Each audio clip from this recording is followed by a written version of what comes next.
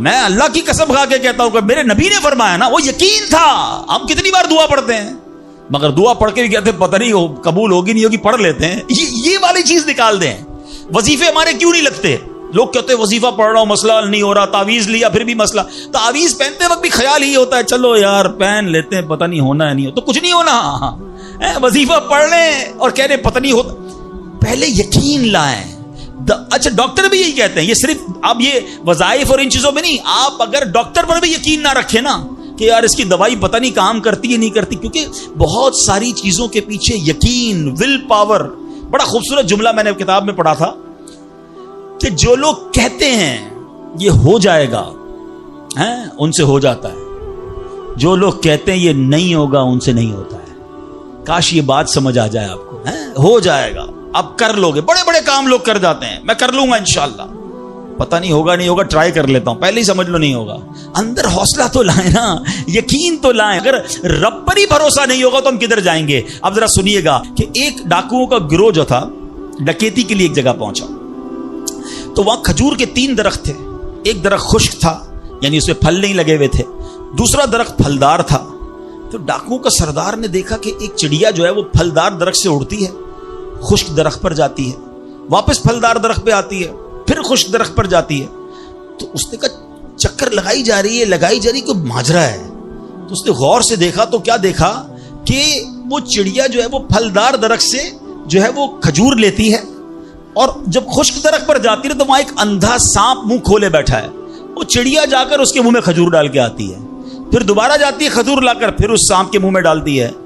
وہ جب ڈاکوؤں نے دیکھا تو وہ تو حیران ہو گیا, رونے لگ گیا کہ اے اللہ پاک, یہ وہ جانور ہے سانپ جس کو مارنے کا حکم تیرے پیارے حبیب علیہ الصلوۃ والسلام نے دیا ہے, کیونکہ یہ مسلمانوں کو تکلیف پہنچاتا ہے.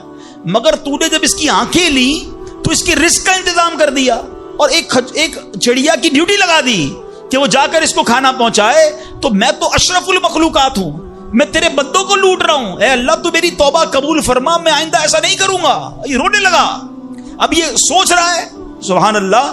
تو اللہ اکبر, غیب سے آواز آئی کہ اے فلاں میری توبہ کا دروازہ کھلا ہوا ہے. ڈاکو کہتا ہے یا اللہ میں نے توبہ کی. پھر غیب سے آواز آئی ہم نے تیری توبہ قبول کر لی. اچھا جب اس نے توبہ کی تو اس کے سارے ساتھی سن رہے تھے, سردار آپ نے توبہ کی, ہم نے بھی توبہ کی. کہا سوچو تو صحیح, ہم ڈکیتی کر رہے ہیں, ہم چوری کر رہے ہیں, رب جب اس اندھے سانپ کو روزی دے گا تو ہمیں کیوں نہیں دے گا؟ ہم اللہ کی قدرت پر یقین کیوں نہ رکھیں؟ سب نے توبہ کر لی. اب جب توبہ کر لی تو انہوں نے کہا کہ اب ایسا کرتے ہیں کہ حج کو چلتے ہیں. سارا قافلہ بنا کر ڈاکوؤں کا قافلہ توبہ کر کے چلا حج کرنے. جب مکہ پاک کے قریب پہنچے نا تو وہاں ایک نابینا بڑھیا تھی, وہ ہر قافلے والے سے اس ڈاکوؤں کے سردار کا نام لے کے پوچھتی تھی وہ بندہ آیا. تو ڈاکوؤں کا جب قافلہ ہے تو کہا میں ہی تو وہ ہوں.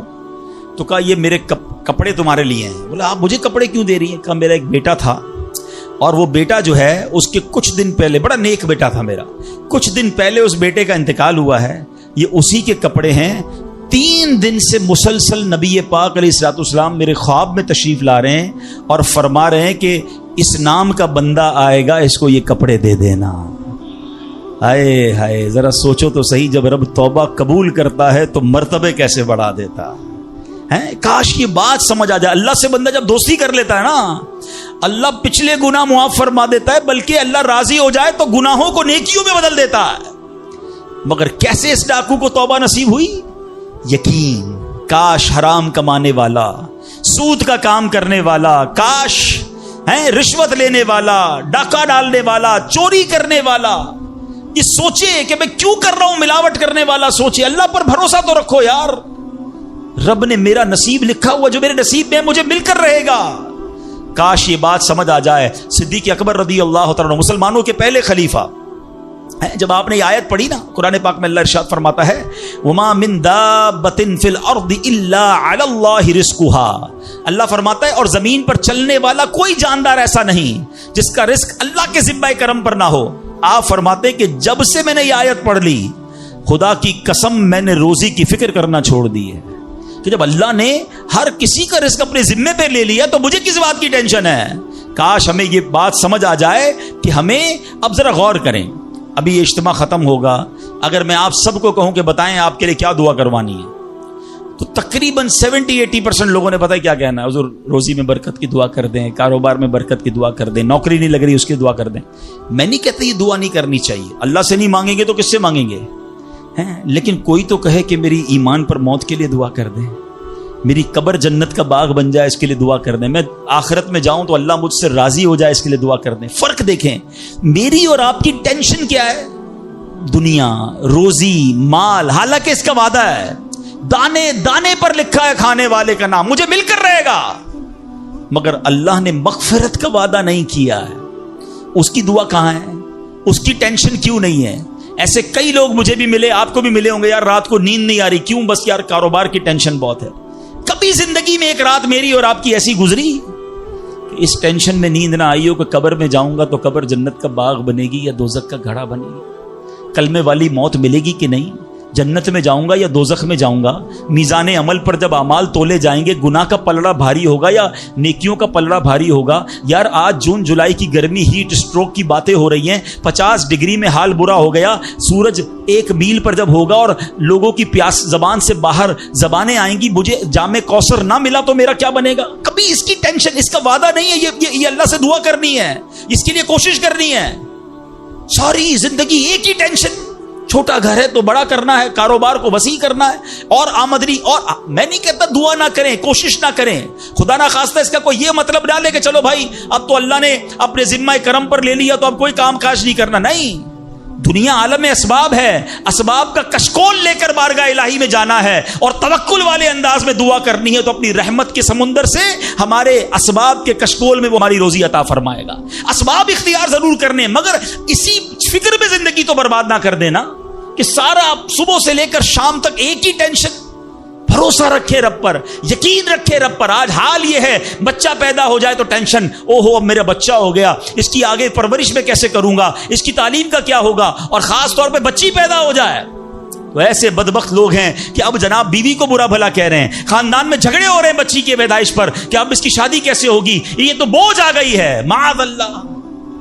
سمجھ نہیں آتی کہ جس رب نے بچی دی ہے انشاءاللہ رزق بھی وہی دے گا، اسباب بھی وہی دے گا۔ ارے جب اس نے مجھے پالا ہے وہ اس کو بھی پالے گا۔ کیا خوبصورت بات علماء نے لکھی، جو رب ہاتھی کو من اور چونٹی کو کن دے سکتا ہے وہ مجھے بھی میرا رزق عطا فرمائے گا۔ آپ ذرا سوچے تو صحیح، کس کس کو رزق دیتا ہے؟ حدیث پاک کا مضمون ہے تم اللہ پر بھروسہ کرو، جیسا بھروسہ کرنے کا حق ہے وہ تمہیں ایسے روزی دے گا جیسے پرندوں کو روزی دیتا ہے۔ پرندوں کو سمجھتے کتنی کیسے روزی ملتی ہے؟ کبھی گھونسلے دیکھے پرندوں کے؟ اچھا پہلے تو یہ نہیں پتا، کراچی والوں کو تو پرندے دیکھنے کو نہیں ملتے، ہم نے درخت کاٹ کے پورا شہری کنکریٹ کا جنگل بنا دیا۔ ورنہ یہ پوچھے بزرگوں سے، ہم بھی چھوٹے تھے تتلیاں بھی دکھتی تھیں، صبح مدرسے اسکول جاتے تھے تو کوئل کی آواز بھی آتی تھی، اب تو کراچی والوں کے ہارن کی آواز آتی ہے ہم کو۔ اب تو یہ پرندے بھی چلے گئے، کہاں چلے گئے؟ ہم نے درخت کاٹے، ہمیں اندازہ ہی نہیں کہ درخت ہے کیا۔ آج گاڑی پارک کرنے کے لیے ہر بندہ درخت کا سایہ ڈھونڈ رہا ہے مگر درخت لگاتا نہیں ہے۔ کاش یہ بات سمجھ آ جائے کہ جتنے درخت لگتے جائیں گے شہر یا ملک خوشگوار بھی ہوگا، موسم بھی کول ڈاؤن ہو جائے گا۔ یہ جو آج ہم کہتے ہیں نا اتنی گرمی بڑھتی جا رہی ہے، اس کی ایک بڑی وجہ یہ ہے، یہ میرا موضوع نہیں ہے، لیکن جو موسم کا تغیرات، کلائمیٹ ڈس آرڈر ہے، کاش یہ بات سمجھ آئے کہ پلانٹیشن نہیں ہم کر رہے، ہم پودے نہیں لگاتے بلکہ پودے کاٹ دیتے ہیں۔ کتنے درخت کاٹے، کتنے جنگل ختم کر دیے ہم نے۔ الحمدللہ دعوت اسلامی کا شعبہ FGRF، اب پلانٹیشن ہم کرتے چلے جا رہے ہیں، 30 لاکھ پودے لگائے، مگر یہ تھوڑے ہیں۔ کاش میری یہ بات لوگ سن رہے ہوں کہ اگر آپ نے اپنے آنے والی نسلوں کو خوشگوار موسم دینا ہے، اچھے حالات دینے ہیں، ٹھنڈی چھاؤں دینی ہے، آکسیجن کی فیکٹریاں دینی ہیں، تو ہم سب کو کم از کم ایک پودا لگانا چاہیے۔ 24 کروڑ پاکستانی سب صرف ایک پودا لگائیں اور اس پودے کو درخت بنائیں، صرف پودے کو بچے کی طرح پالیں۔ آپ یقین کریں ہمارا ملک ایک پورا ملک ہی باغ بن جائے گا۔ تو اب ذرا سوچیں کہ ہمیں یہ بات سمجھنی ہے کہ یہ گھونسلے، یہ جو حدیث میں سنا رہا تھا بات کہاں سے چلی کہ اللہ پرندوں کو کیسے رزق دیتا ہے۔ آپ کو پتا پرندے کتنے؟ ایک تحقیق کے مطابق اس دنیا میں جتنے انسان ہوتے ہیں نا، ملٹی پلائی بائی 10 جانور ہوتے ہیں۔ اگر 800 کروڑ انسان ہیں، 8 ارب کے قریب آبادی ہو گئی دنیا کی، 800 کروڑ، 8 ارب، تو آپ سمجھو کہ 80 ارب جانور ہیں دنیا میں، اور کہا جاتا ہے ملٹی پلائی بائی 10 کریں اس کو تو اتنے پرندے ہوتے ہیں، یعنی اس کا مطلب 800 ارب کم و بیش پرندے ہیں دنیا میں۔ آپ نے پرندوں کے گھونسلے دیکھے کبھی؟ یہ جب گھر سے صبح اڑتے ہیں نا اپنے گھونسلے سے، سب کے پیٹ خالی ہوتے ہیں، گھونسلے میں کوئی کبڈ نہیں ہوتی ہے، کوئی شام کا دوسرے دن کا چارہ نہیں ہوتا ہے، بچے چھوٹے چھوٹے چھوڑ کر جاتے ہیں، مگر یہ 800 ارب پرندے جب شام کو گھونسلے میں آتے ہیں اللہ سب کو رزق دے چکا ہوتا ہے۔ کوئی پرندہ دنیا میں بھوکا نہیں سوتا۔ کیا خوبصورت بات، سمجھو اس کو اس کا مزہ لو نا۔ رب ہاتھی کو من دیتا ہے، اس کو ہاتھی کو کتنا کھانا چاہیے؟ دنیا میں کتنے ہاتھی ہوں گے، اس کو روز کے منو کھانا مل جاتا ہے، اور چونٹی کو کن چاہیے ہوتا ہے چھوٹا سا، وہ رب اس کو کن بھی دے دیتا ہے، پرندوں کو روزی دے دیتا ہے۔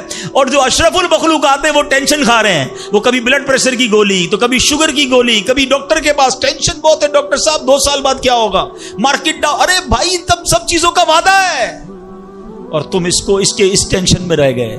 ارے یہ کوشش کرنی تھی تو آخرت کی کرنی تھی، اللہ کو راضی کرنے کی کرنی تھی، لیکن ان تمام باتوں کے باوجود جیسے میں نے کہا نا کہ چھوڑنا نہیں ہے کام کاج۔ کچھ بے وقوف لوگ یہ سمجھ رہے ہوتے ہیں ایسا نہیں ہوگا۔ بڑی خوبصورت ایک بات اور کر دوں کہ اللہ پر بھروسہ کیسا کرنا ہے۔ ایک صوفی بزرگ شیخ سعدی لکھتے ہیں کہ ایک شخص تھا گھر سے محنت مزدوری کے لیے کام کاج کے لیے نکلا، اس نے دیکھا کہ ایک لومڑی ہے، اندھی ہے، اپاہج ہے، نہ دیکھ سکتی ہے نہ چل سکتی ہے۔ وہ حیران ہو گیا، ہاتھ پیر بھی نہیں، آنکھیں بھی نہیں، یہ لومڑی کھاتی کہاں سے ہے؟ چیک کرتا ہوں۔ تھوڑی دیر بیٹھا تو ایک شیر آیا، شیر نے کہیں سے شکار کیا تھا، وہ اپنا شکار لومڑی کے آگے ڈال دیا۔ اندھی لومڑی، اس نے جو کھانا تھا کھایا، باقی شیر لے کے چلا گیا۔ اس نے کہا کمال ہے جناب، اپاہج لومڑی کو رب رزق دیتا ہے تو مجھے کیا ضرورت ہے نوکری کرنے کی، مجھے کیا ضرورت ہے کام کاج کرنے کی۔ جا کے بیٹھ گیا مسجد میں، 3 دن ذکر کرتا رہا، عبادت کرتا رہا، ایک دانہ کھانے کو نہیں ملا، اللہ اللہ اللہ اللہ کر رہا ہے۔ اس کے بعد جب بھوک سے بےحال ہو گیا تو اللہ سے فریاد کی، یا اللہ مجھے کوئی رزق نہیں ملا۔ کیا شاندار ارشاد ہوتا ہے، ابھی کیسا زبردست جملہ ہے۔ ارشاد ہوا تو نے لومڑی دیکھی ہے، شیر نہیں دیکھا ہے؟ لومڑی کیوں بننا ہے؟ شیر بننا، اپنا رزق بھی کما اور دوسرے کو کھلانے والا بن جا۔ کچھ لوگ سمجھتے مجھے کوئی اور کھلا ہے، میرا بھائی کما رہا ہے میں گھر میں بیٹھا مزے کرتا رہوں۔ نہیں، فرمایا ایک بلکہ واقعہ آتا ہے، ایک بزرگ کے بارے میں آتا ہے، ایک شخص گیا، کہا میں نمازیں پڑھ رہا ہوں، عبادت کرتا ہوں، میرا بھائی مجھے سپورٹ کرتا ہے، وہ روزی کماتا ہے۔ فرمایا تیرا بھائی تجھ سے زیادہ افضل ہے۔ اللہ کو یہ پسند ہے کہ بندہ اپنے ہاتھ سے کمائے، کسی پہ ڈیپینڈیبل نہ رہے، کسی پر بوجھ نہ رہے، یہ شریعت کو محمود ہے۔ کوشش کرنی ہے، پھر اس کے بعد اللہ پر چھوڑ دینا ہے۔ کوشش سے انکار نہیں ہے، مگر صرف کوشش کرتے کرتے نمازیں بھی جا رہی ہیں، بھروسہ بھی رب پہ جا رہا ہے، یقین بھی ختم ہو رہا ہے، صبح سے شام مال کما رہا ہے، یہ پسندیدہ نہیں ہے۔ تو ان دونوں چیزوں میں فرق کرنا ہے اور اللہ پر یقین رکھنا ہے، پھر دیکھیں انشاءاللہ کیسے دنیا اور آخرت کی برکتیں ملتی ہیں۔ تو بہرحال میرے پیارے اسلامی بھائیوں، کاش یقین مل جائے تو پھر دیکھیں یقین کیسے کام بناتا ہے۔ امام حسن بصری نے ایک حدیث پاک بیان کی، آپ فرماتے ہیں، حدیث سنیے گا، پیارے آقا علیہ الصلوۃ والسلام فرماتے ہیں، لوگوں کو اس دنیا میں سب سے بہترین چیز یقین اور عافیت عطا کی گئی ہے، لہٰذا اللہ پاک سے ان دونوں چیزوں کو سوال کیا کرو، اللہ سے یقین مانگے اور اللہ سے عافیت مانگے۔ امام حسن بصری جب حدیث پاک بیان کی نا تو فرمایا، رسول اکرم علیہ الصلوۃ والسلام نے سچ فرمایا، یقین ہی کی برکت سے جنت ملتی ہے، یقین ہی کی برکت سے آدمی جہنم سے دور بھاگتا ہے، یقین ہی کی برکت سے فرائض پورے ادا کرتا ہے، یقین ہی کی برکت سے آدمی ایمان پر ثابت قدم رہتا ہے، اور عافیت میں بڑی بھلائی رکھ دی گئی ہے۔ اے کاش ہمیں یقین ملے، ہمیں عافیت ملے۔ حدیث پاک میں آتا ہے، حدیث قدسی ہے، اللہ پر کیسا بھروسہ رکھنا ہے؟ انا عند ظن عبدی بی، میں اپنے بندے کے گمان کے نزدیک ہوتا ہوں جو مجھ سے رکھے۔ مفتی احمد یار خان نعیمی اس حدیث پاک کے تحت فرماتے ہیں، یہاں عبد سے مراد بندہ مومن ہے، یعنی بندہ میرے بارے میں جیسا یقین رکھے گا میں ویسا ہی اس کے ساتھ معاملہ کروں گا۔ بس یہ سمجھ لو آج بات، میرا اللہ بہتر فرمائے گا، رب میرے لیے بہترین فیصلہ کرے گا، وہ مجھے پالنے والا ہے، میری ماں سے زیادہ چاہنے والا۔ یقین تو کرو نا اس پر، لوگوں کو اللہ پر ہی یقین نہیں رہا ہے، میرا تو کام ہی خراب ہو جاتا ہے، اللہ معاذ اللہ، اب اس پہ کفریہ کلمات بھی کہہ دیتے ہیں، میرا تو جناب مسئلہ ہی حل نہیں ہوتا، میری دعا تو رب سنتا ہی نہیں ہے، میری مشکل آسان وہ کرتا ہی نہیں ہے۔ تم کھڑے نہیں ہو سکو گے، تم اللہ سے بدگمان نہ رہنا۔ اللہ کرے کہ انسان یہ سمجھ جائے کہ مجھے رب پر اچھا گمان رکھنا ہے۔ شاعر کہتے ہیں نا، جو سوچتا ہوں وہی بات ہونے لگتی ہے۔ پوچھو پازیٹیو لوگوں سے، ان کے ساتھ پازیٹیو جب سوچتے ہیں पॉजिटिव होने लगता है। जो सोचता हूं वही बात होने लगती है।